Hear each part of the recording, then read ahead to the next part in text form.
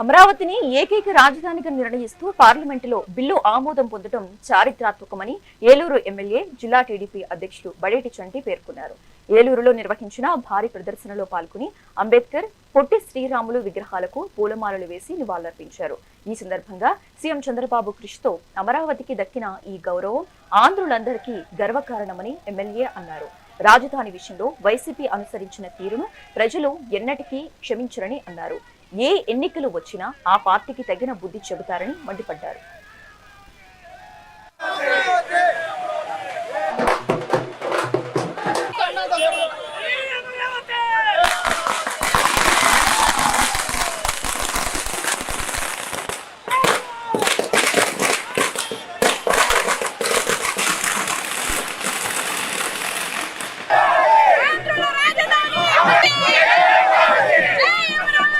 ఆంధ్రప్రదేశ్కి ఒక చరిత్రాత్మకమైన ఘట్టం.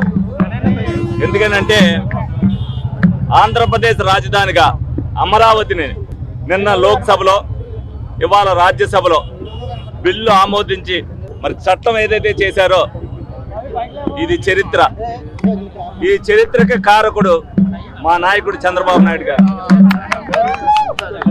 చరిత్ర ఉన్నంతకాలం 500 సంవత్సరాలైనా సరే శ్రీకృష్ణదేవరాయలు ఏ విధంగా చెప్పుకుంటున్నారో 5000 సంవత్సరాలైనా సరే తెలుగుదేశం పార్టీ నాయకుడు మా చంద్రబాబు నాయుడు గారు ఆంధ్రప్రదేశ్ని ఒక సువర్ణాక్షరాలతో అమరావతి రాజధాని నిర్మించి ప్రపంచవ్యాప్తంగా ఒక ఖ్యాతిని సంపాదించి చరిత్రలో చరిత్రకారుడిగా నిలబడిపోతారని సర్వజ్ఞంగా గర్వంగా మేము ఒక తెలుగుదేశం పార్టీ కుటుంబ సభ్యులుగా మేమందరం కూడా చెప్పుకుంటున్నాం.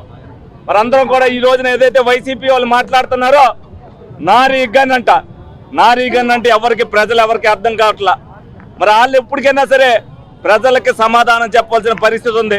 ప్రజలందరూ కూడా తెలుసుకోవాలి, చంద్రబాబు నాయుడు గారు విశేష కృషి చేసి అమరావతి నిర్మాణంతో ఆంధ్రప్రదేశ్ అభివృద్ధి ఏ విధంగా అవుద్ది అనేది ప్రతి సందర్భంలో కూడా చెప్తున్నారు. అయినప్పటికీ కూడా వాళ్ళు రాజధాని మీద డబ్బులు దోచుకోవడానికి వస్తున్నారని చెప్తున్నారు.